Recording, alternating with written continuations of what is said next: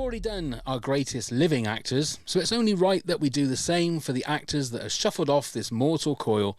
Some will be from the golden age of Hollywood. I'm sure some will be ones taken far too early, but all will be masters of their craft. But first, here are 10 fascinating facts. Number 1. Humphrey Bogart's coffin contained a small gold whistle put there by his wife, Lauren Bacall. He's looking at you, kid. Number 2. The day after Heath Ledger died, he was supposed to meet with Steven Spielberg to explore the idea of playing Tom Hayden in a movie about the Chicago 7. Why so serious? Indeed, why so serious? Number 3. Over 3,000 people, many celebrities, attended Jimmy Stewart's funeral. What do you want?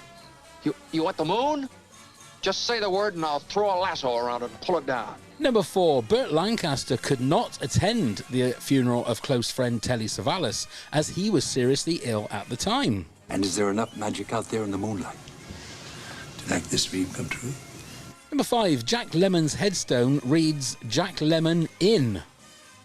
Well, pull in your reel, Mr. Fielding. You're barking up the wrong fish. Just a month before River Phoenix's death, he had expressed an interest in starring in Basketball Diaries, a role subsequently played by Leonardo DiCaprio. Well, I'm still $1 million shy of being a millionaire. Oh, that's the wrong voice. Well, pull in your reel. That's the wrong voice. Oh dear, I was doing so well. Artifact, it belongs in a museum. Oh, I was doing so well. Number 7. John Candy was a heavy smoker for most of his adult life. He officially quit smoking a few months before he passed away. Well, I'm still $1 million shy of being a millionaire. Thank you, John. Chris Farley was an admirer of John Belushi, and sadly, Farley also died at the age of 33, just as his career began to take off. Now, young man, what do you want to do with your life? Number 9. James Dean is the only actor to receive more than one Oscar nomination posthumously. But I am involved. We are all involved. And finally, number 10. Robin Williams' remains were cremated after his death, and his ashes were scattered along the San Francisco Bay Area. Good morning, Vietnam! There we go. We got through it. Ladies and gentlemen, like I said, we've already done the greatest actors. And our guest this tonight made it number 11 on my greatest actors top 10. So I feel very embarrassed that he's here, that he didn't quite sneak into my top 10. And I'm glad he's not on this list of the greatest dead actors. Ladies and gentlemen, Michael Fenton Stevens, host of the Time Capsule podcast. And also very, very kindly joining us on his day off from playing the Wizard of Oz in the West End's Wicked. So thank you, sir, for joining us. No, you're welcome. I've got to fill my time somehow. And talking about dead actors, cheers me up. Cheers me up enormously. Oh, good. That's slowly the competitions are going away. That's life is for the living, as they say. Yes. I just had quite a famous actor volunteer to kill himself in order to get on the list. That's no good. So no, we're not accepting that. Yeah, there's really no need to get on this list until you absolutely positively have to. Yeah, quite. This is the list you want to avoid, isn't it? Indeed. Now, you were with us a few months ago for, I think it was top 60s songs or 60s. Yeah, it was. Yeah, that was great fun. And this has been rather more difficult, I have to say. I was about to say the same thing. It's such a huge. When you think best 60s songs, that's a huge category, but this has been difficult for several reasons. One, you're tempted by the great names of films, and quite often that's Hollywood. But I really sort of kept thinking about it and thinking about acting and people I really admired who were actors, just actors. So it fluctuated for me between the obvious and the not so obvious. And the other problem that I have, of course, is that I've worked with actors. So I have actually been up close and seen them in, going through the process. And therefore, you sort of end up admiring certain actors. There are actors alive today that I would have put on this list if they had died, right? Who are not terribly famous, right? But they are my favourite actors. I think that's the way you have to. Because I was looking at it on who would I class as, like you say, the best actor, or who is it that means the most to me that has passed away. And I mean, that's the angle that I've come into it from. So there are people here that are not necessarily classically great actors. No, but I think there's there's one on personally- my list that I've put on because I felt that they sort of ought to be there historically. Right. So in fact, I've gone quite far back, which is a bit weird. So I would never have seen this person act, but I just having read about them and know the effect they had on the whole profession. That's why I've chosen them, because they must have been extraordinary to do that. So anyway, we'll come to that when we come to it. Yeah. So as an actor, I mean, Yes. this might be an impossible question for you to answer, but who is the greatest actor that you've performed with or been in a production with, that you've seen close up and seen their process and seen how they do it? Well, they are in my list. Oh, right. Okay. So I can't really answer that question. We'll come to that then. Yes. We'll come to that. Yeah, absolutely. Before we actually delve into the top 10, I have to ask you about Wicked. Okay. Now, I think you were on the cusp of starting when we spoke to you before. Yeah, that's our right, last yeah. podcast, didn't you? So, how long have you been? 6 months I've been doing now. Right. So just coming up to 6 months, which is halfway through the contract. Right. So it's a year's contract. And I've absolutely never worked for that long in my life. Really? It's a very strange feeling having the same job every day, almost. You know, I've been, which is why I like to break it up with things like this, because otherwise I feel like I'm in a proper job. Oh, yeah.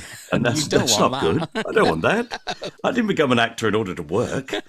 So, how long into that 6 months did you know that you had it where it's like second nature and you're just doing it to enjoy it rather than remembering your lines? And I mean, I think when you're probably about 2 months in, I found myself standing backstage, and I make an entrance on the back of a great big wizard's head, and we ride down the stage, and nobody can see us. And I found myself talking to the stage crew who are behind there with me to operate the whole thing. I chatted up. They were just chatting about, what are you doing tomorrow? That sort of conversation. And I was telling them, virtually up until the point I went, and then I think I'll probably go swimming in the afternoon. I took the breath and in I went. Right.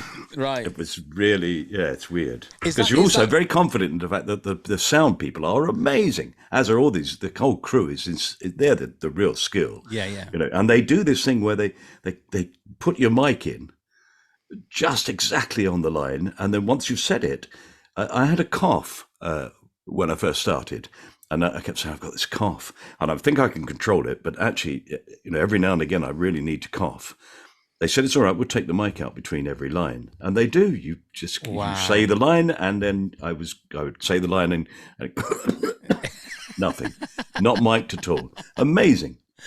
Is that quite freeing when you hit that moment where you think, right, I have it's in there now, it's part of... It's a bit worrying, sometimes. Really? Because, you then sort of go, well, okay, well, look, am I too relaxed about this? Should I be thinking about it? Should I be doing that actory thing of sort of supposedly preparing myself to perform? Some actors do, and I don't. I feel that actually, I've got lots of ideas, and I think about it during the day, obviously. It's a thing, when you're doing a thing like that, you can't not think about it. Right. So there are bits where I go, that didn't go very well last night, or I didn't like that, or I'm bored with that even.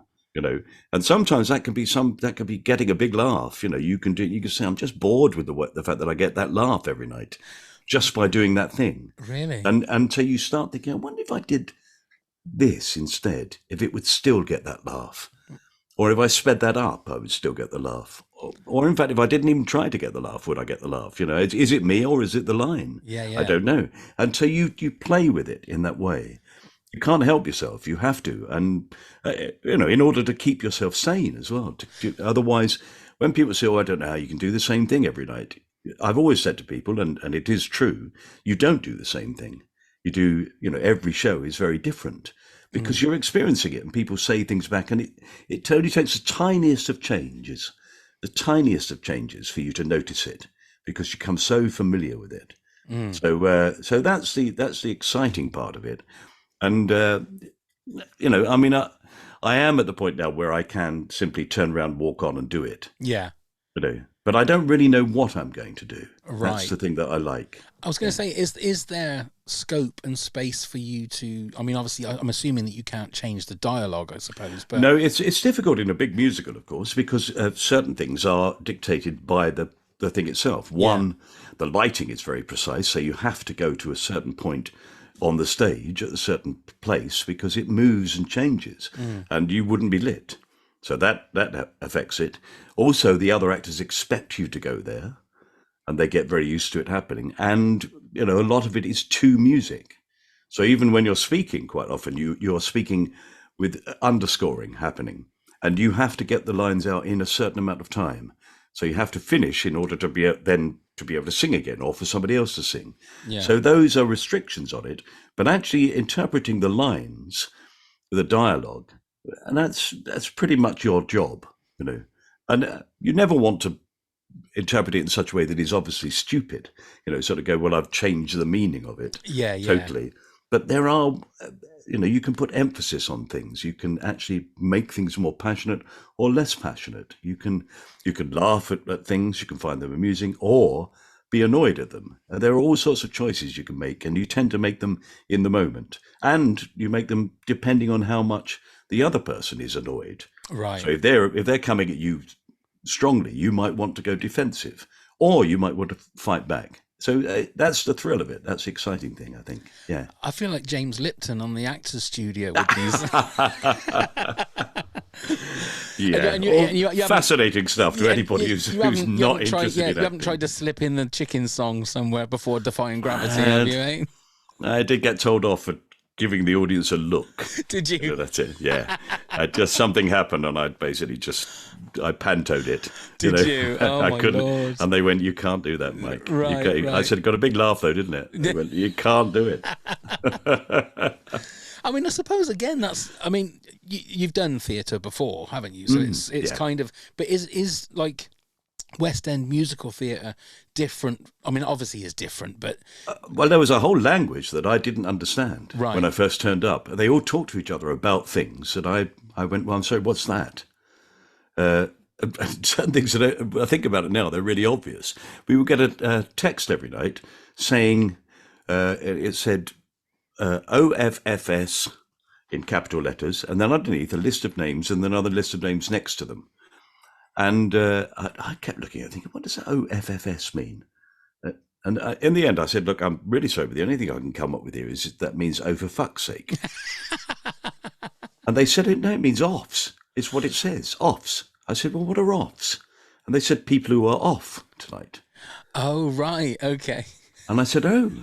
And it's such an unusual thing in a play for somebody to be off.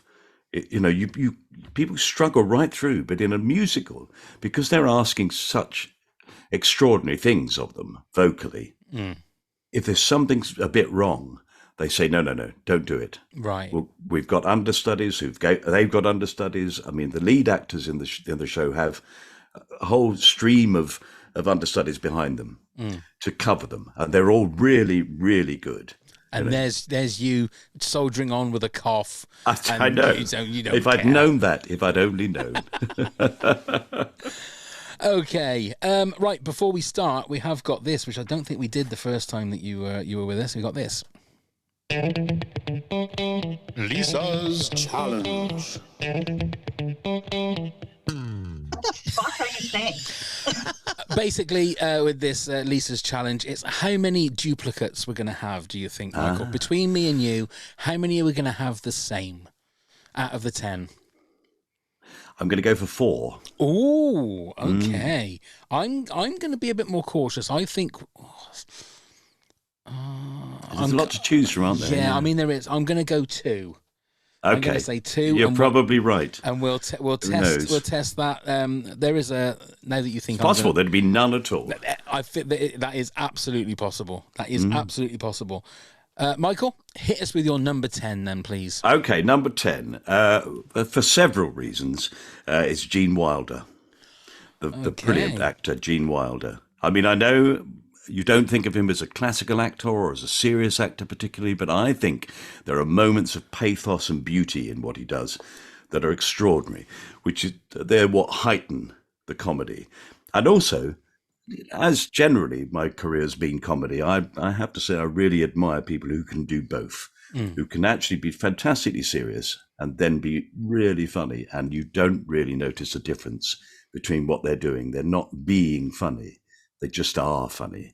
And actually, then you look at it, some of my favorite Blazing Saddles, there are moments in Blazing Saddles which I think are genius. I mean, just the delivery of the lines, it's unbelievable. Young Frankenstein, which he wrote, with Mel. He asked Mel Brooks to write it. Yeah, and he said, "Yeah, it's a good idea, but no, not really. Thanks very much." And then it's incredible. And Putting on the Ritz has got to be one of the funniest things you've ever seen. But I also like films like See No Evil, Hear No Evil. Yeah. I mean, I know it was not comedy. critically praised, but I think he's fabulous in it. I think his performances are marvellous. And then, of course, the producers, which, if you go through, and I haven't even mentioned Willy Wonka and the Chocolate Factory. He's Willy Wonka, as far as I'm concerned. Yeah, quite. It doesn't matter. The fact that Johnny Depp couldn't compete. No. Puts him in his place, I think. I mean, makes you realise exactly what he did. Now, I mean, and he comes, having looked into it, he comes from quite a tradition of quite serious acting. Amazingly, I don't know if you knew this, I didn't, he played, the slightly sort of mentally disturbed character in One Flew Over the Cuckoo's Nest, the sort of the person who keeps getting annoyed and gets frustrated by everything and just doesn't like noise. He played that character in One Flew Over the Cuckoo's Nest on Broadway. Oh, right. And the lead role was played by Kirk Douglas. Wow. I know. Isn't that amazing? That's crazy. Yeah. So you in a way you can see and from One that. Flew Over the Cuckoo's Nest, it was literally crazy. Yeah, it is crazy, yeah. But you can see that from, if you think about moments in the producers, the bit where he has to get his little piece of cloth and hold it and goes into a panic. I should imagine they saw him do that in One Flew Over the Cuckoo's Nest and said, do that thing where you panic, have a panic attack. Yeah, and he was a great foil for like Richard Pryor in Silver Streak, Stir Crazy, one of my favourite comedy films. Yeah, and like you say, See No Evil, Hear No Evil is good, but it was kind of especially when Richard Pryor was sort of on his way down. But I mean, I love Gene Wilder. He's another thing, as being an actor yourself and being someone that has done a lot of comedy, is comedy the hardest thing to do? I don't think it is. I mean, but I think there are a lot of straight actors, people who call themselves straight actors. I'm a serious actor. And I've worked with lots of them who say, I can't do comedy. Yeah. And I say, but that's because you think it's something else. Right. And in fact, comedy is not. If you think of even the most ridiculous things like farce, the reason farce is funny is because the person going through it is terrified. Right. You're watching a person in a wardrobe with two naked women either side of him, and his wife has just come into the bedroom with the vicar and the lady from downstairs, and he is got no trousers on, and he's standing there shaking with fear, trying to work out how to get out of it, and that's what you're laughing at. Yeah. Now, if he's not seriously terrified, it doesn't work. Right. Sounds like a normal Friday night for me. So I think comedy is you just have to be aware that there is humour there. You don't have to act it differently. Is the performance? I know we're going off a little bit, but is the performance different? Like, obviously, I remember you in Mr. Bean. So you were in Mr. Bean and you shot that. Where it's, I'm assuming it was like shot on video where you're having your buffet and Mr. Bean's eating the buffet faster than you. But then you were also in Only Fools and Horses, which I'm assuming was in front of a studio audience. Yeah, they're different things. Is it more rewarding? Obviously, I'm assuming it must feel like theatre when it's Only Fools and Horses, but which is easier in that way because you're getting actual feedback? I mean, obviously filming on video is easier because you get the chance to do it again and again and again. Right. And if you do it once and they say, just do that little bit again and make that faster, so you can do it again and again. And that's on filming on video. The choice is very much down to the director. Right. They will say, that's it. That's the take I like. I've got it. And then you move on to the next bit. But in a studio situation, you are giving a performance, right? And they have very little choice in it. So if you give a bad performance, you're sort of stuck with it, right? But it's frightening as well to be in that situation, to have to come into a scene with the most successful actors of the time in comedy, David Jason and Nicholas Intas. That's frightening. Yeah. And you have to, be strong, be determined, and sort of go, well, I know I can do this. I'm sure I can do this. I've practiced it, and I'm going to do it, and I'm going to do it well. And, I still look at it now and think, oh, that little bit there, that little bit there, So it's a strange thing. It is. What's your number 10? Come on. My number 10, I'm going for Sean Connery. Fantastic. Now, I will say he's not my favourite Bond. I'm of the Roger Moore kind. I liked the more sort of campy James Bond.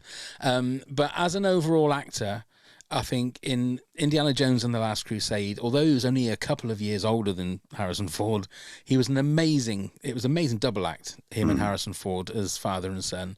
And The Untouchables, I think, is another great one. Highlander is another movie that he was just great in. And he was so good at play. He was a movie star. I don't know whether I would class him as an amazing actor, but as a movie star, he always seemed to be like larger than life. Well, he knew how to act on screen, didn't he? Yeah. There's no doubt about that. Yeah, I mean, think I class him the same as like Michael Caine, that kind of quite ilk, Hunt of the Red October as well. That's yes. a fabulous film. Yes, yeah. Because of him, largely. And the guy can wear a hairpiece really well. Can he not? He can also do an American accent for about 3 lines and then drop it. Yes. I mean, look at Highlander. He was the only Scottish Spaniard that I'd ever heard. And I think in Untouchables, he was a New York Irish Scotsman, I think. But yeah, I'm having him as my number 10. That's very good. Your number 9 then, please, Michael. My number 9, he says, turning his pages. Well, this is where I've gone back historically. I've gone for Henry Irving. Sir Henry Irving. I know that's a weird choice, but he was the first knight of the theatre. Oh, right. So he's a proper English actor. He's in a way, he established what an English actor would be. He was the first person to achieve it. Up until that point, they'd all been regarded as being vagabonds and, untrustworthy and difficult. But he was knighted. So he's not only is he knighted, there's a statue of him behind the National Portrait Gallery, which is extraordinary. So the first actor to be given a statue in London. Up until that point, it was only royalty and politicians. And he's also buried. Well, he's not. His ashes are buried in Westminster Abbey. Wow. Isn't that amazing? That is amazing. The first actor to be put into Westminster Abbey.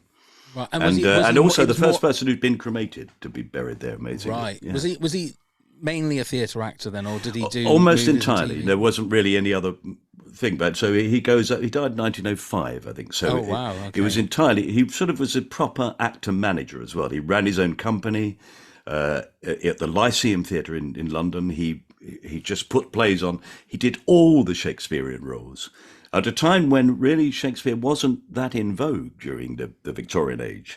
There was even a period where they would change the ends to make it nicer so they didn't upset women. Oh, really? Because the ladies won't like that. So Cordelia came back. I'm not dead, Father. I'm not dead. It was madness. But he did proper things. So his Hamlet is famous. Then he did Lear, right through to doing Lear. Those things, he was extraordinary. He had a power on stage. Everybody says, all the reports of him say that he was astonishingly powerful on stage and set the tone for all those people who came after him in the 20s, and Gielgud and those sort of people, and Ralph Richardson, and then Laurence Olivier. So I see him as the start of it, and I think that he has to be given credit for that, even though of course I've never would have seen him perform. But everybody said that, and it's a style of acting that isn't necessarily, I'm sure if we saw it now, we'd go, oh, wow, that's a bit over the top, isn't it? Right, big.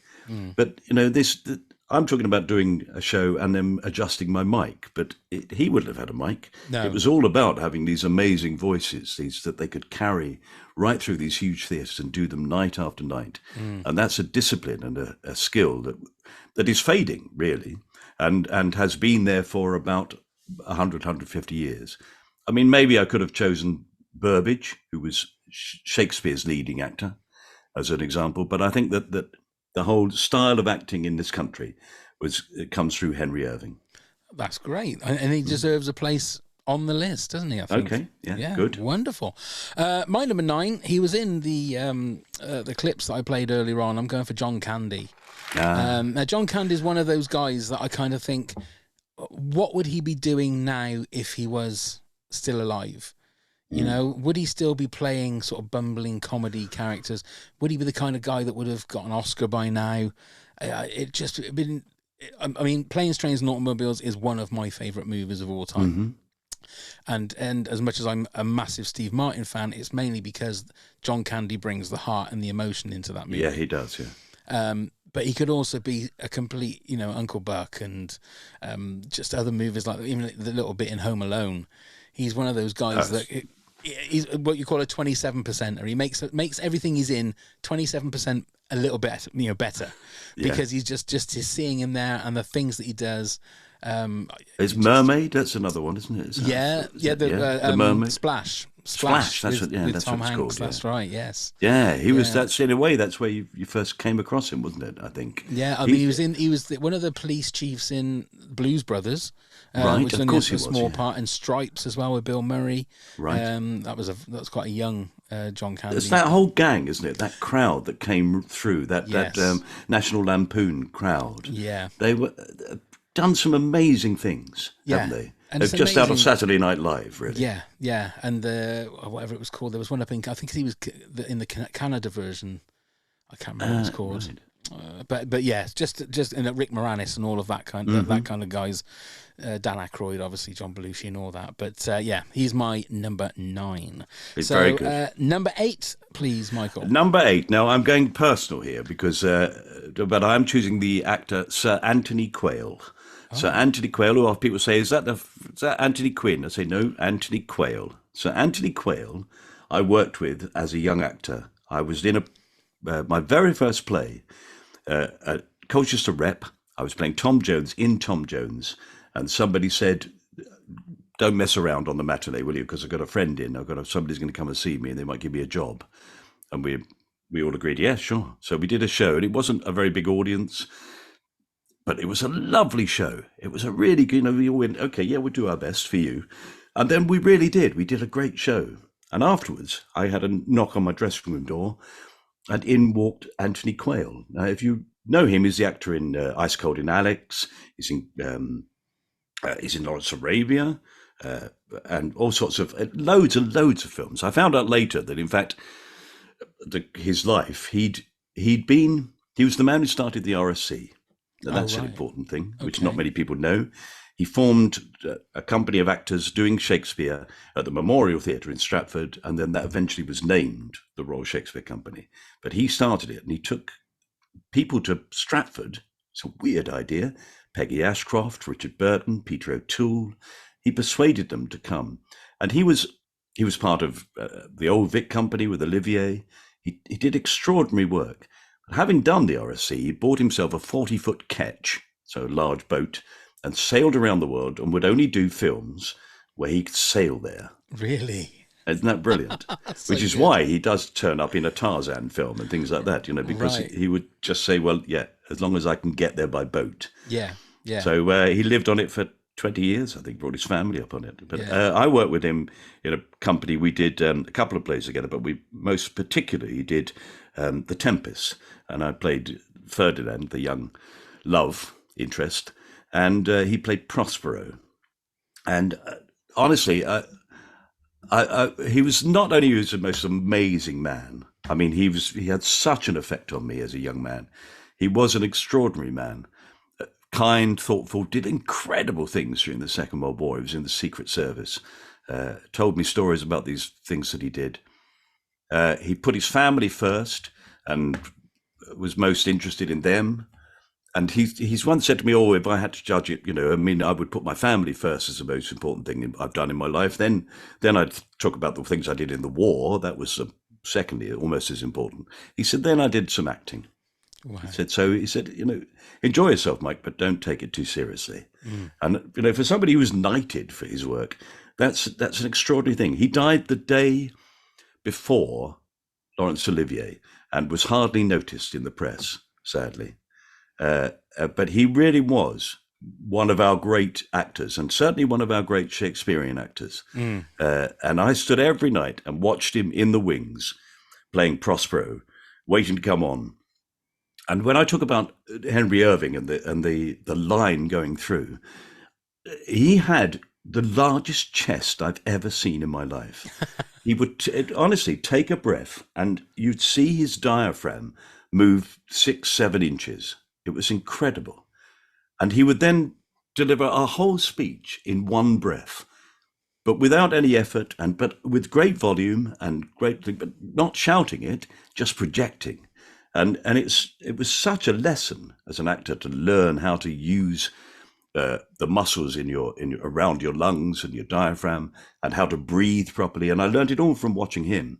And he, to this day, I remember you never forget watching those things. So he would do the famous, "Our revels now are ended. These are actors, as I foretold, were all spirits, and melted into air, into thin air. And like the baseless fabric of this vision, the cloud-capped towers, the gorgeous palaces, the solemn temples, the great globe itself, yea, all which it inherits shall dissolve, and like this insubstantial pageant faded, leave not a rack behind. We are such stuff as dreams are made on, and our little life is rounded with a sleep." And I've lived by. It's beautiful. I've lived by that. I've got to give you a round of applause for that, sir.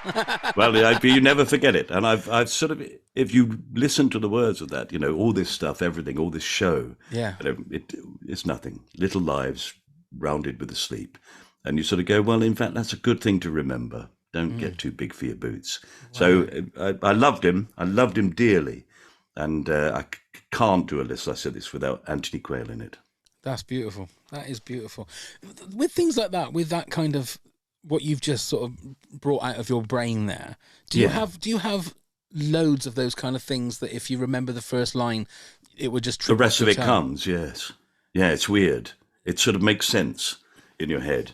So having done them, not as songs. Obviously, we all remember songs. But I do remember, poems and bits like that. Yeah, that's amazing. It's sort of in there. I don't know what they are until I start them. In a way. Yeah. That's great. That is great. Wonderful. That's your number 8. My number 8. I'm going for more of well, I mean, he was a star in the black and white days in one of my favourite ever films, Some Like It Hot. I'm going for Jack Lemmon at number 8. But again, you look at his body of work, The Apartment, obviously Some Like It Hot. Glenn Ross for me, beautiful, amazing film. It's a masterclass of acting. It's everybody in that movie is in the top of their game, and Jack Lemmon is heartbreaking. If you've never seen that film, somebody I remember talking to about it, and they goes, it's very wordy, isn't it? I said, that's the whole point.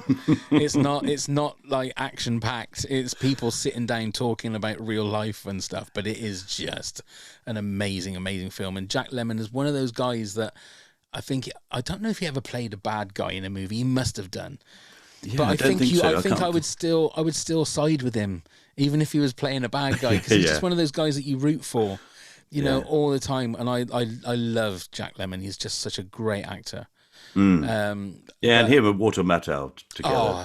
The Odd Couple is such it's one of those movies that if I see it and it's on any particular moment of the movie, I will just watch it from. It's glorious. From there. I mean, so far, all the people you've mentioned, I also considered for my list, and I didn't go for them, but I absolutely agree with you about their talent. Yeah. I mean, all of them are going to be legendary in some sorts of things.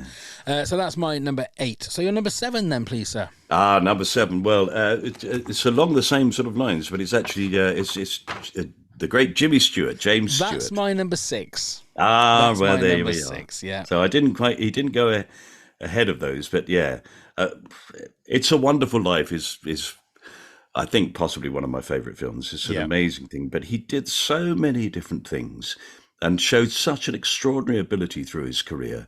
But there's a way that he delivers a line.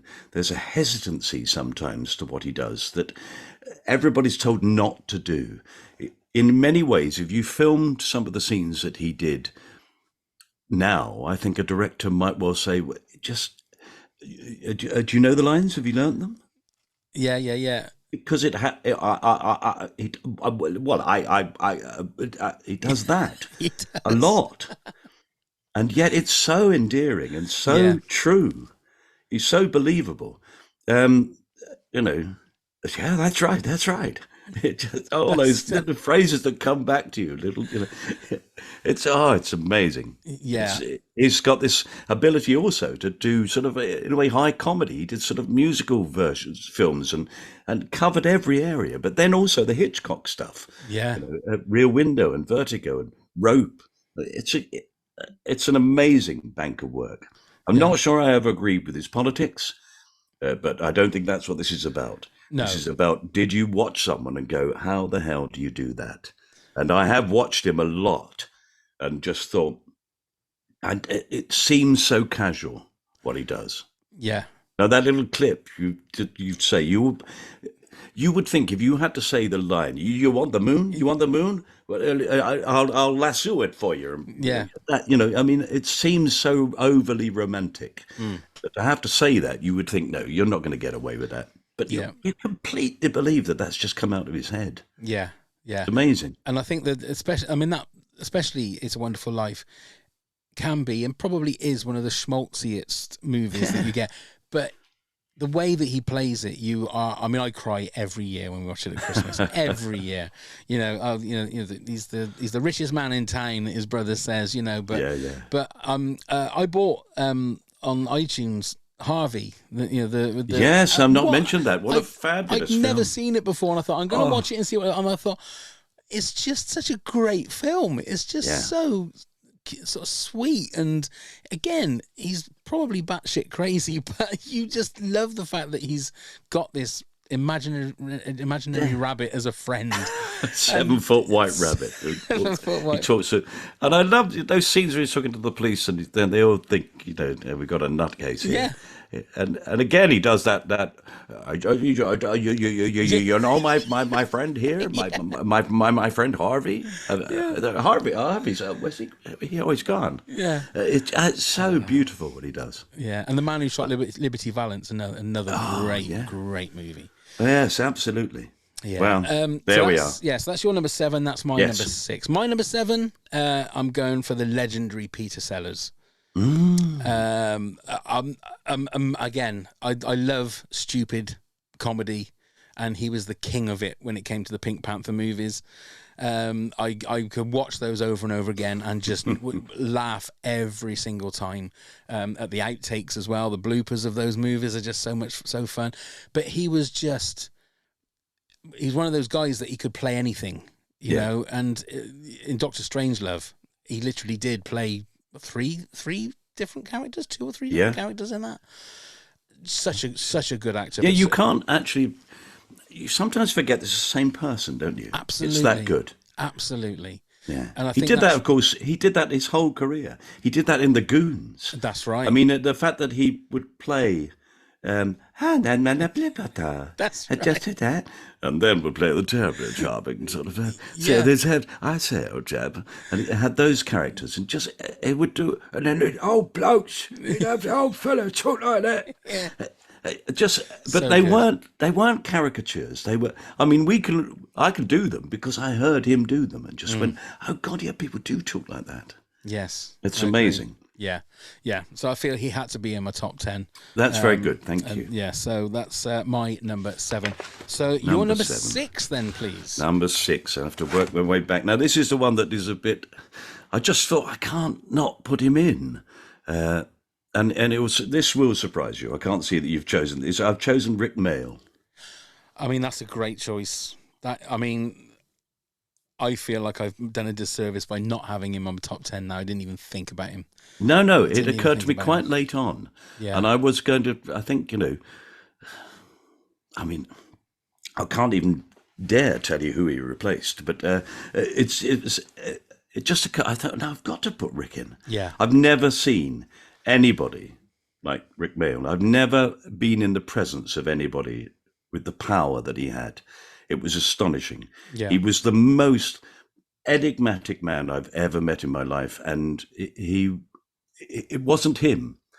He was acting. Yeah. That's the thing. You think, oh well, Rick Mayall, he was this amazingly, vibrant, astonishingly attractive man. He wasn't. He was just a very normal man, and very quiet and just naughty. He was very naughty. He had a very naughty sense of humor.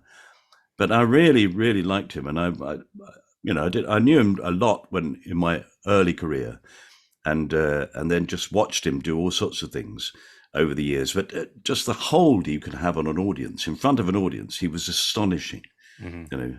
The very first time I was at the opening night of the comic strip when it was a club. In fact, I performed at it, and I came off and said to my to-be wife at the time, and now wife, how did we go? What did you think? And she went, oh my God, there's this bloke.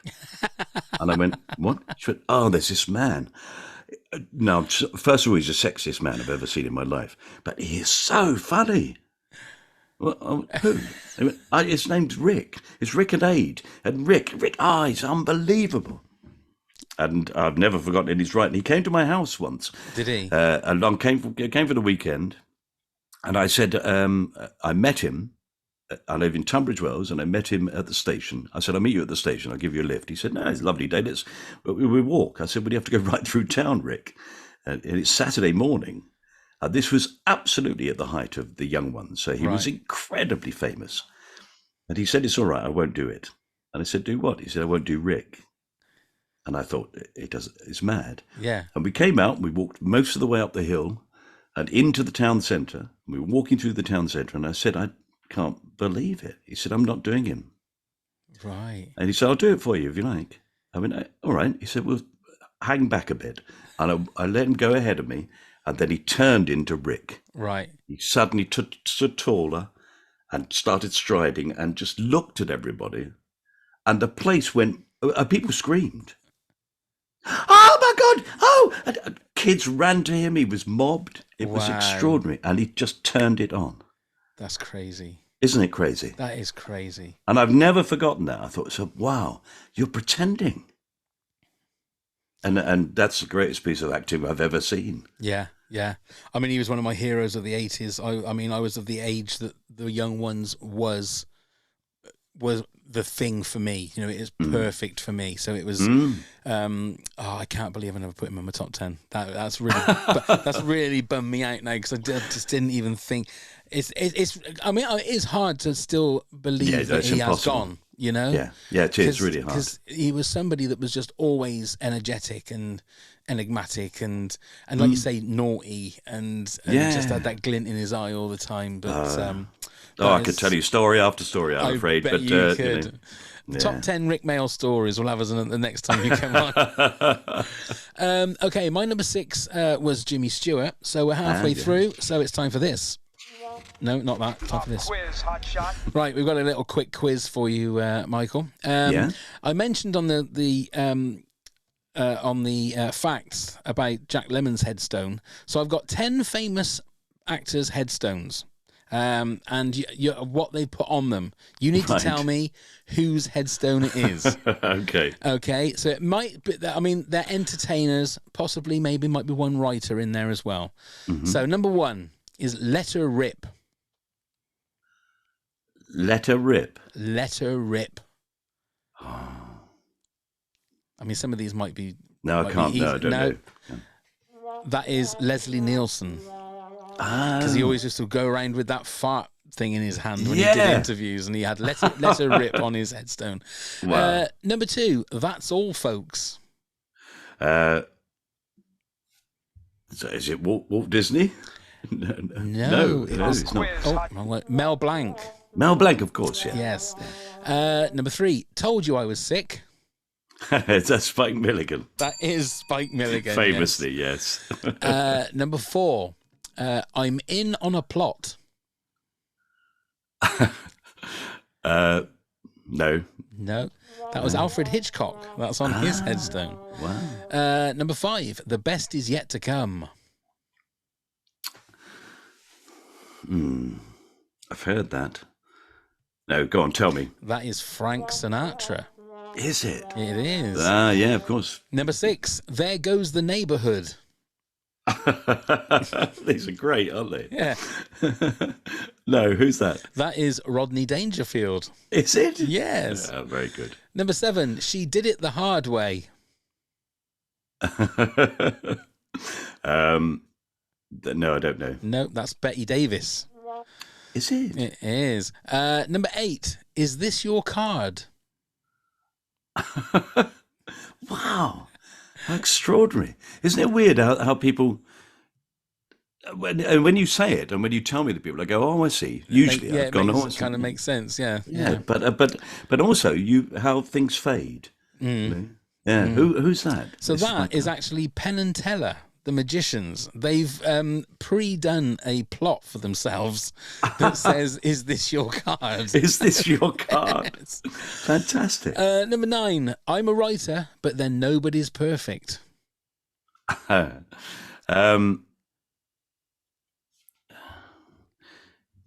Is it Barry Cryer? It's not, unfortunately. It's Billy Wilder. Really? It's Billy Wilder. Wow. And the final one, I may be gone, but rock and roll lives on. Well, let's hope it's... I'm rather hoping it's Gary Glitter. Is he dead? No, sadly not. Unfortunately not. No. Oh, well, you can't have everything in You life. can't have everything, no. Actually, that was John Belushi. That's Was John it? Belushi's. Yeah, good. I mean, Great. I will say they were very, very tough ones. Until you know the answer, then they kind of make sense. Yeah. But okay, back to the top 10, and it's your number 5, please. Number 5 is Sidney Poitier. I mean, Yes. that wasn't that long ago, was it? I don't think. No, he didn't die long ago, no. But I mean, the way you think of his career as being quite a long time ago. Yeah. Although he did, he directed, I wrote it down somewhere, I'm going to find it, hang on. He directed Stir Crazy. Of course he did. Absolutely. There, One of my favourite comedy films of all time. Yeah, one of my favourite comedy films. It's his career is sort of a few films, that's all, but the effect that he had, just the changing of the whole face, I mean, particularly in America, which, you know, as we know, is still, to an extent, a difficult country if you're not white. And he just, to break through the way he did, to get Oscar nominations, To Sir with Love is a really nice film, but it's the subject matter of these films. Yeah. You know, Guess Who's Coming to Dinner is absolutely a piece of genius, and almost everybody in it could be on that list, I think. In the Heat of the Night is a fantastic film. Yeah. You know, I don't know who else would say I am a police officer. Yeah. You know, it's such an iconic thing. It was the first African American to win an Oscar for a leading role. Lilies of the Field. Yes. And you know, also one of the reasons why maybe his career went into directing and actually sort of moved away from being in front of the camera quite so much was that he negotiated before anybody else did, before Alec Guinness and people like that. He said, well, if I'm going to do this film, I want a percentage of the gross. Right. Like from the moment it takes money at the box office, I want some of it. Very smart. Yeah. And in the Heat of the Night, he got 20%. They don't do deals like that anymore, do they? Nope. That's pretty impressive. That's him, yes. That is pretty. I mean, and again, to be a black man at that time, to ask for things like that takes balls. It really does. So to be able to just say thank you very much. Exactly. Yeah. And to get it as well shows you that how much in high esteem he was held. Well, I think they needed him. They needed him desperately. You know? They hadn't cultivated the enormous talent there is in the African American population of America, which now we've seen. Yes, absolutely. And they just hadn't cultivated it. They'd suppressed it. And he was the person to break through and say, you're making a big mistake here. Yeah. And that's been shown to be the truth. Absolutely, that's a great one. That's a great one. Okay, I will say from from 5 to 1, these are all real personal ones to me. Right. They may not be the best actors ever, but for me, they're people that mean a lot. And so my number 5 is actually Dom DeLuise. Oh. As a comedian, he's been in some of my favourite comedy films, and as somebody that is on the chunkier side, he was always somebody that I kind of related to, especially in things like the Cannonball Run, when he became the superhero, and the way that he was bullied by Burt Reynolds. I always had an affinity with him and thought, oh, that's me up there, but he was such an amazing sort of comedic actor. And I can remember one of his movies that, and it was called Fatso, where he was just a guy that couldn't stop eating. And he was part of an Italian family, I think it was. And he went out to go and get like a takeout meal for the family. And by the time he got home, he'd ate nearly all of it. There was like one spring roll left or something like that. And of course, the family are just having a go at him. And I don't know if you've heard of a movie called The End with Burt Reynolds, where Burt Reynolds tries to kill himself. No, I haven't. It's one of, and I will put it for our Patreon subscribers, I'll put that scene. It's one of the funniest like introduction scenes of a character. Burt Reynolds is in a psychiatric ward where he's just tried to kill himself. And he wakes up, goddamn son of a bitch, he just wakes up with this real sharp sort of thing. And Dom DeLuise is sat there with a jacket on saying, yeah, like 55% of all suicide survivors always wake up with an exclamation. You think he's a doctor, but actually he's a psychiatric patient, and he just has this stuff. And I can remember on the Sunday night watching it with my family, and my neck was hurting because I was crying, laughing so much. It's just one of those scenes, and Dom DeLuise for me is somebody that I will love for the rest of my life. Isn't that funny? I'd not even thought of Burt Reynolds, and I actually don't think of him as being a great actor. But Burt Reynolds, there's a film that Ian Hislop wrote about America. Have you ever seen it? I've not seen it, but I have heard of it. And our local theatre is actually doing a production of it, and I can't remember what it's called. Yeah. But yes, I have seen that he was in that movie, wasn't he? Yeah, and when you start watching that film, you think to yourself, oh my God, Burt Reynolds is terrible. Because you look at the hairpiece and all the facial surgery and everything. Yeah. But actually, he does some things in it that are really fabulous. And it's really it's very moving by the end. So he's, good choice. Good choice. Yeah, that's my Dom DeLuise at number 5. So your number 4 then, please, sir. At number 4, links in with Sidney Poitier in as much as it's Spencer Tracy, who I think is possibly one of the greatest film actors ever. Right. He had, again, it's funny because I'm quite well known for being able to be big if needed. Do you know what I mean? That if need be, I can go there. Yeah. And I've always found it useful to be able to play big characters, but I really like people who do hardly anything. And Spencer Tracy is one of those. He does hardly anything and does everything. Guess Who's Coming to Dinner? He's very funny in it, but also it's an incredibly strong performance.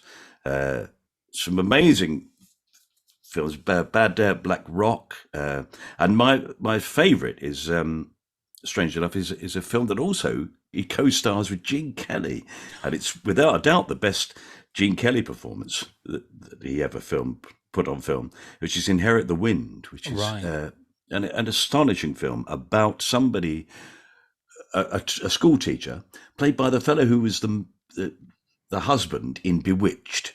Do you know that actor? Oh, right. Yeah. I know who you mean. Yeah. Yeah. He plays a teacher, and he starts teaching evolution in the class. And he's arrested for breaking state law that you can't go against the Bible. And Spencer Tracy then argues the case in court, and it's incredibly powerful.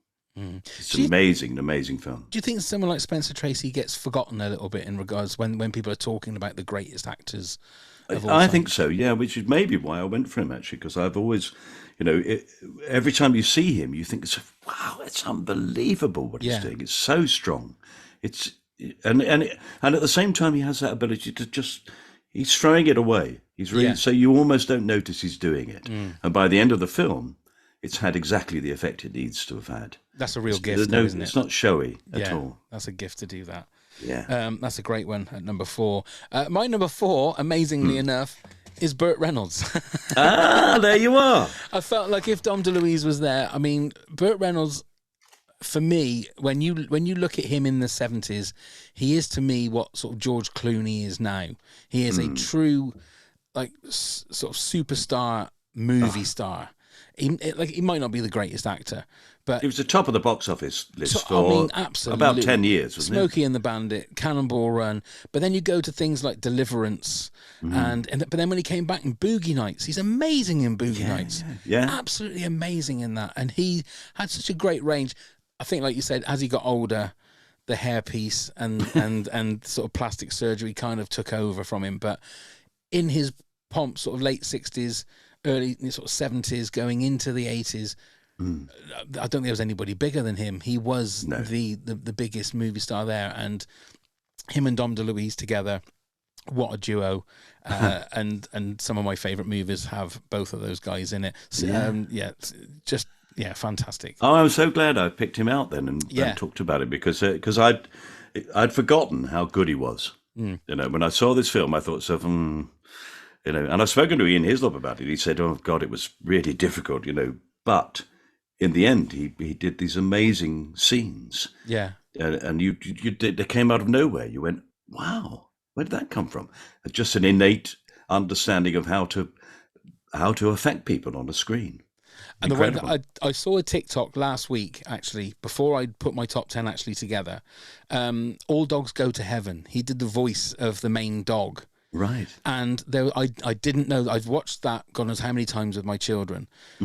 The scene where at the end he's saying goodbye to the little girl, which was his friend. I'd just taken it that it was just acting. What I didn't know is the girl that did the voice in that got murdered by her dad. And she'd already done all of her vocals. Oh, my God. And Burt Reynolds had to do his, like, talking to her, saying goodbye. And it is some of the most heartbreaking. When you hear him, you can hear his voice. Wow. And he ended up clearing the studio, so it was just him and the engineer while he was saying it. And you can hear in his voice that he's saying goodbye to that girl. Because he obviously knew the girl. It was heartbreaking. I didn't know that story. I mean, I've watched that movie I don't know how many times, but it's just... heartbreaking. So that's my number 4. So on to your number 3 then. Please, number Michael. 3 is an actor who is connected with Tony Quayle. I gave his name away there. But it's just Peter O'Toole, which is just, I mean, he's a god. He's a genius. Yeah. He's an amazing, what a stunningly beautiful man. You look at Lawrence of Arabia, he's astonishing in it. But surrounded by really, really great actors, and you look at nobody else. Yeah. I mean, he had a magnetism, which is astonishing. And he's in my absolute favourite film of all time, which is My Favourite Year. Right. He plays Alan Swan, a sort of a fading film star in it. And at the end of the film, where he's told that he's going to have to perform live on television, and goes into a complete panic because he's only ever done film and he has no idea how to perform in front of people. He's brilliant in it, absolutely brilliant. I met him once, and that was in Anthony Quayle's dressing room. And I'll tell you who the other actor was later. But there were 2 actors in his room. I walked in to say goodnight, and he said, "Oh, there's friends of mine, say hello." And Peter O'Toole was there. He just... I mean, amazing. I also once was walking past the Garrick Club in London, and I'm convinced that I'd walked past it. And then, like it's almost like something strange had happened, and everybody sensed it. And the street went quiet and stopped, and everybody stopped walking. We stopped walking, and somebody must have stopped and looked, and we all went, what are they looking at?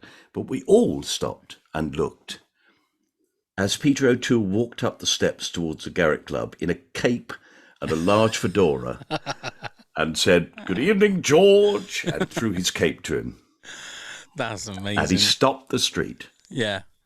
See, if it's anybody else, you'd think, nah, that doesn't. But you know that Peter O'Toole would have pulled that off, don't you? Yeah. It's just, it would have been exactly what he should do. You know, cape and a fedora. Unbelievable. And a cigarette holder. Just extraordinary. I mean, never been anybody like him. Some of his performances have been astonishing right through an incredibly long career. The film, strangely, with Petula Clark, Goodbye Mr. Chips, is just the most beautiful film. Yeah. He's beautiful. He's wonderful in it. Absolutely wonderful. So I put him in because I've shaken his hand. And that's nice. Yeah. Very good. What's number 3 for you? So number 3 for me, I mean, you're going for someone who's a classically trained, one of the greatest actors ever. I'm going for someone that has a fart machine in his hand. I'm going for Leslie Nielsen. Again, genius. In some of the greatest comedy movies I've ever seen, it's the deadpan look on his face. That's what gets me. And the fact that he came from serious movies to go into some of the stupidest movies ever made, like Airplane and Naked Gun. Strangely enough, it's the serious ones that are stupid. I think it is, because it's the other ones, the new ones, the ones that he did later are fantastic. Yes. Yeah. He played that, serious police inspector or whatever, Yeah. We gotta get him. We gotta move. Yeah. Okay, everybody. Yeah. Everybody quiet. And it just, you have to deliver those lines all the time, And then he can do that and to suddenly keep exactly that character and then switch it and make it funny. I love it. Amazing. I mean, the doctor in Airplane, with surely you can't be serious. Those kind of lines, and it's just they're not playing it for laughs. They're playing it like it's a disaster film. It's just it's genius. And he's gone to hospital. What is it? It's a big building where sick people go. I love it. And I've watched that again hundreds of times, but I still piss myself laughing whenever I watch it because it's just class. And I'll always see something new in the back. I'll always see something new. So that's my number 3. Fantastic. Okay, your number 2 then, please, sir.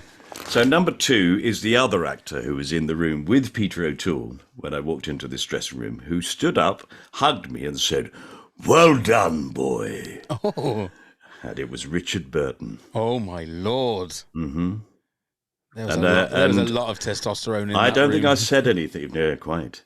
A lot of whiskey as well. I don't think...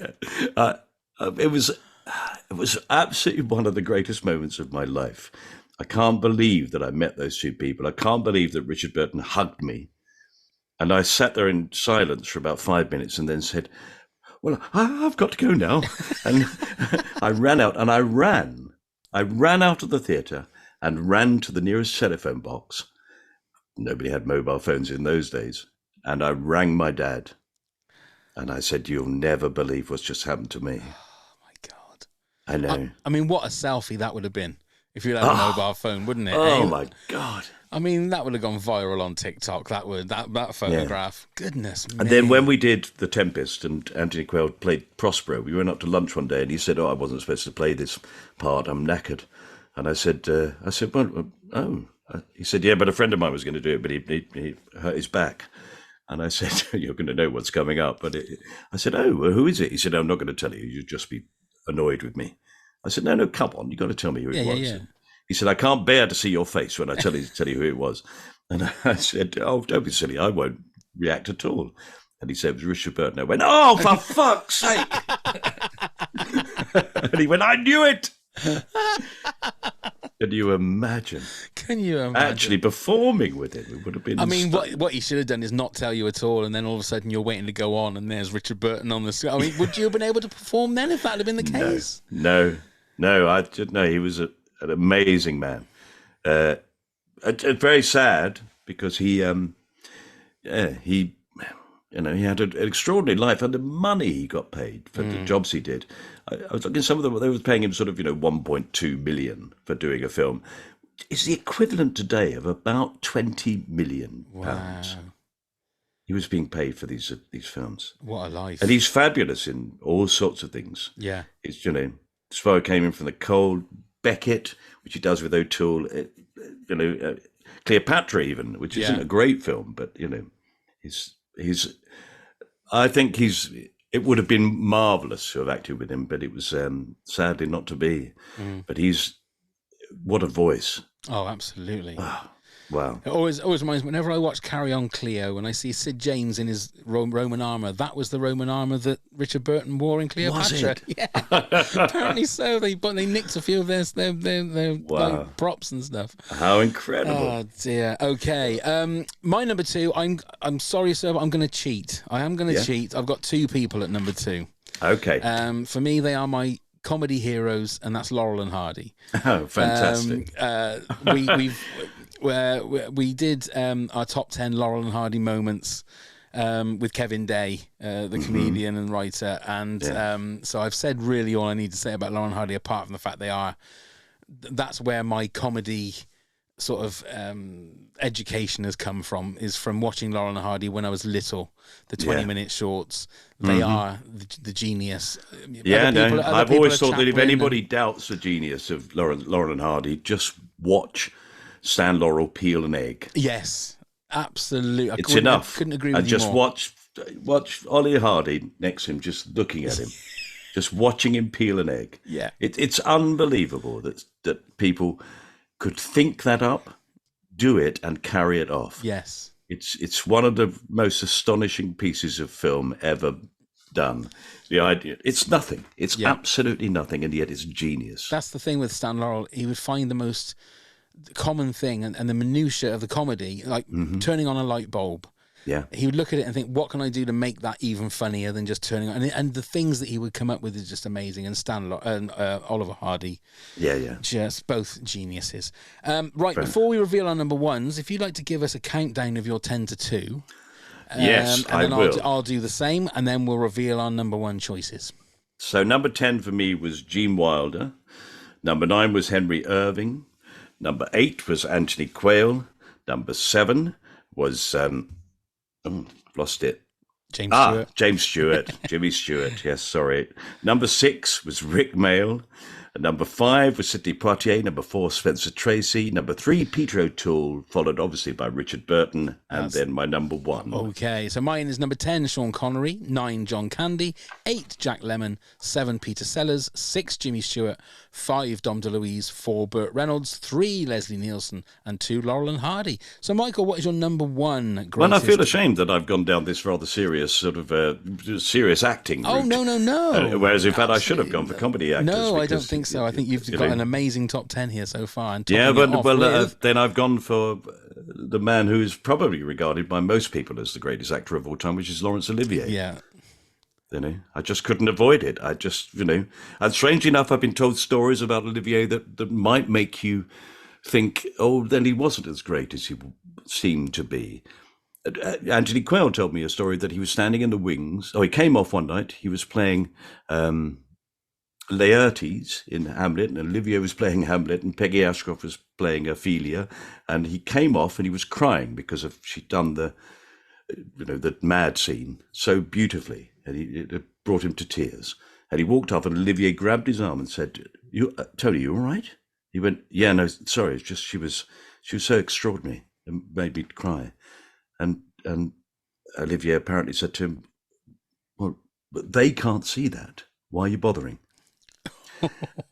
Which you might sort of go, well, that's rather cynical, isn't it? Yeah. But actually, the more I've done acting over the years, the more I think that I remember wasting a lot of energy on things that nobody ever saw. Right. And I didn't really need them, and I can now look at that story in a different way and sort of go, well, I think he was right. If you're going to cry, make sure they know you're crying. Right. Let the audience, it's all for the audience. Let the audience know. But I think you only have to see him do certain things. And the delivery of the line, is it safe? In Marathon Man. Yes. To just keep saying that line, is it safe? Yeah. Is it safe? Is it safe? Well, he's got holding a drill above Dustin Hoffman's mouth, waiting to drill into his teeth. It's the most menacing thing, and yet it's done with such simplicity. It's extraordinary how quickly he learnt the skill of performing on film, having been this great actor. But of course, when he started acting on stage, everybody said, wow, he's strange, isn't he? He's weird, because he'd come from the actors before had all been rather sort of voicey and sing-songy, and everything went up and down a lot. And suddenly Olivier came on and said, to be or not to be, that is the question. And now we look at it and sort of go, well, actually, it is quite large. But at the time, it must have been shocking, absolutely shocking. If you look at the reviews that he got early in his career, the critics just went, I don't know what he's doing. Really? Yeah, it doesn't make any sense, but the audiences adored it. Right. So, yeah. So do you think again one of those people who changed and redefined acting? That's what I was going to say. Did he redefine from Sir Henry Irving then, do you think? Actually, I mean, Henry Irving then leads into Gielgud and Ralph Richardson and those sort of actors. Right. And, where he took over from Gielgud at the Old Vic, and people just went, no, bring back Gielgud, this is terrible. Right. And in fact, they even did a production together, I think, where they swapped parts every night. One would play one would play the other. And you'd have different gangs of theatre goers coming to see, particularly loved Olivier, didn't like Gielgud, or the other way round. Wow. It's quite an extraordinary time. And so he, first became a lord. Yeah.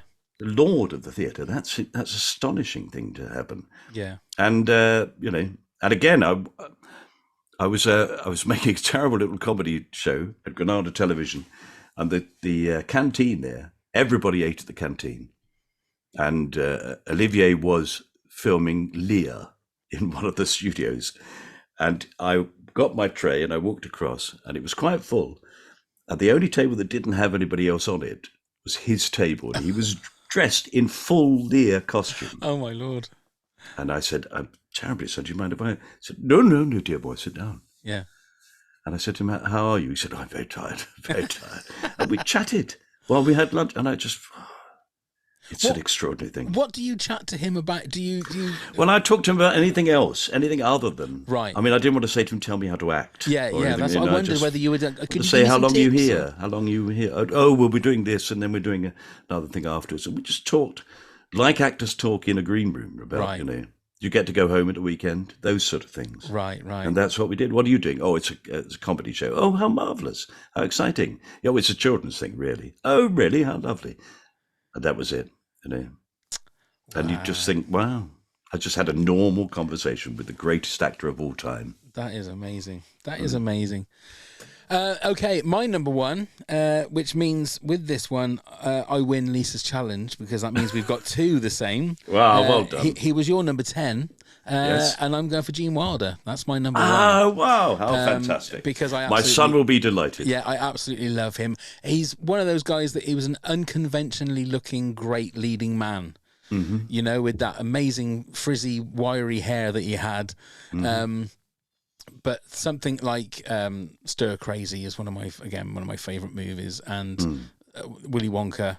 I bought that on Blu-ray and just devoured it. I watched it like over and over again. It's just a beautiful, scary but beautiful film. So I think for me, I'm so glad you had him in your top 10 as well. Oh, good. So that's my number one. Okay, we'll just roll through these honourable mentions we've got. So Kareem Pastor said, that's a tricky one. The few are Alan Rickman, Cary Grant, Robin Williams and Heath Ledger. Kim Mendes says Philip Seymour Hoffman, gone far too soon. Louise J. Stewart said John Hurt, who comes to mind at first. He could do it all and his characters were always unconventional. Callie Kastner says dead, Gene Wilder, died too soon, River Phoenix. Becky Freeman Garcia, Humphrey Bogart. John Nichols. Terry Kisser, a.k.a. Bernie, from A Weekend at Bernie's. Has to be there. She says, am I right? Yes, you're right there, John. Paul Waring, Alec Guinness. You haven't met Alec Guinness. Did you meet Alec Guinness at all? I have. I have. Where is your autobiography, Michael? For goodness sake, start writing it. For goodness sake. I was singing on stage. It was for a memorial service for somebody. And I was actually in the middle of a song. And everybody stopped and ran to the back of the theatre, and I went, "What? Hang on a minute, what's going on?" Right. And Alec Guinness came down, and the bravado of youth, I said, "I was right in the middle of my number," and he said, as he sat with his little cane and his great Crombie coat on, he sat down. He said, "Youth before talent." Oh, there's me thinking he was going to do a Jedi mind trick on you or something and tell you just to sit down. Oh. That was enough. And that's how I did it. I performed on the same stage as him. Wow. Amazing. Now there's a guy that worked out getting a percentage of the gross before. Oh my Lord, with Star Wars. That was a canny businessman there, I tell you. I love him. I absolutely love him. Maria Pereira said, I read This Is Dad actors and was like, wow, that's super specific. It's been a long day. But she says Gene Kelly and Frank Sinatra as a joint number one for all their MGM musicals. At Lostock _Henge said Ronnie Barker, not only a talented comic writer and comedian, but a very talented actor too. Very good, yes. At J Moggs and Dogs, Cary Grant, extraordinary talent. At Tracy _Harrop, Sidney Poitier. At GID 1975, Denholm Elliott, brilliant in Trading Places, another great Yes, he movie. is, yeah. You've met There are too many. There are just too many, aren't there? You've met and Denholm nobody's Elliott. mentioned Niven. David Niven. No, David Niven. David Niven, one of the pub that is literally 5 minutes down the road from me, was famous because David Niven stayed there one night. Really? There's a picture. I used to be. I think it's still up there of David Niven where he was at our. If you had to choose someone to be, I'd quite like to be David Niven. I mean, he is like the quintessential English man, wasn't he? To be that cool. Absolutely. J.R. Dick's author got to be Christopher Reeve. At Kevin Smith Tyrone, too many to choose from, but Glenn Ford was a great actor. And Rick Tyndall says Paul Newman, Sean Connery, Kirk Douglas, Robin Williams, Sidney Poitier, Richard Harris, and James Stewart. Yeah, very good. There you go, Michael. We've done it. How's the podcast going, by the way? Very well, thank you. Yes, we've had a mad series of months where we got too many people. Oh, right. We got asked, would you like to talk to this person about the Edinburgh Festival? We went, yeah, okay. And then some other people said, do you want to talk about the Edinburgh Festival? We said, yeah. And in the end, we've been doing 3 episodes a week. Can you believe it? Wow, that's crazy. I would recommend, as I've said before, every time Michael's been here, the link for Michael's podcast is right in the show notes. Go and have a listen to it. It is fantastic. Again, if it's just to listen to Michael's amazing voice. And Michael, when you've done your autobiography and you've recorded the audio book, please let me know, because that's the first thing I'm going to buy. But I need people like you to talk to me about it so that I can remember it. Otherwise, I forget that I've done it. Oh, you are just so crammed full of amazing stories. So I could talk to you for hours and hours. Thank you once again, Michael, for spending your day off with us. It is my pleasure. Honestly, I'm off to get my wife the takeaway. Are you? Yes. Wonderful. With all of our stuff, go onto the show notes. All of the links are there. I'm not going to fill up your head with all the gubbins now. Michael, once again, thank you so much for joining us. It's been an absolute pleasure. Everybody else, thank you very much for watching and listening. Now let's go start the countdown.